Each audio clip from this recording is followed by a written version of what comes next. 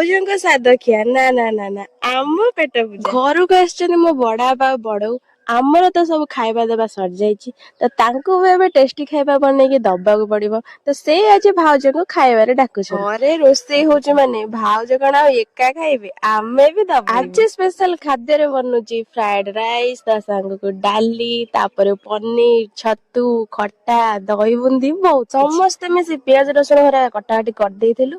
ପନିର ଆଉ ଛତୁ ବି କଟା ହେଇକି ରେଡି। ମେକିଂ ପ୍ରୋସେସ ବି ଏଠି ଷ୍ଟାର୍ଟ ହେଇଗଲାଣି। ହେଡ କୁକ ରେ ଅଛନ୍ତି ସଞ୍ଜୟ ଭାଇ, ତାଙ୍କ ଡିରେକ୍ସନ ରେ ସବୁ ରୋଷେଇ ଚାଲିଛି। ଏଇଠି ଛତୁ ଆଉ ପନିର ବନିକି ରେଡି। ଏଇଠି ଭାଇ ଫ୍ରାଏଡ ରାଇସ୍ ବି ବନେଇବା ଷ୍ଟାର୍ଟ କରିଦେଲେ। ରାଇସ୍ ର ଖାଲି ଲୁକ୍ସ ଟା ଦେଖନ୍ତୁ, ତାର ଲୁକ୍ସ ଆଉ ଟେଷ୍ଟ ପୁରା ଚୁମା ଦିଆ ଲାଗୁଥିଲା। ଅଧା ଅଧି ରୋଷେଇ ପୁରା ସରିଗଲାଣି। ଏବେ ଆସନ୍ତୁ ବନେଇବା ବୁନ୍ଦି ରାଇତା। ମୁଁ ଖାଇଛି ଅବଶ୍ୟ ବହୁତ ଥର, କିନ୍ତୁ ତିଆରି ହବାର କେବେ ଦେଖିନଥିଲି, ତ ଭାଇ ଠାରୁ ଟିକେ ରେସିପି ଟା ଶିଖିଗଲି। ବୁନ୍ଦି ରାଇତା ତ ବନିକି ରେଡି। ତାପରେ ଡାଲିରେ ମସ୍ତ ଛୁଙ୍କଟେ ମାରିଦେଲା ଯେ ଘର ଯାକ ଖାଲି ବାସ୍ନା ହିଁ ବାସ୍ନା। ରୋଷେଇ ହେଇଗଲା ଶେଷ।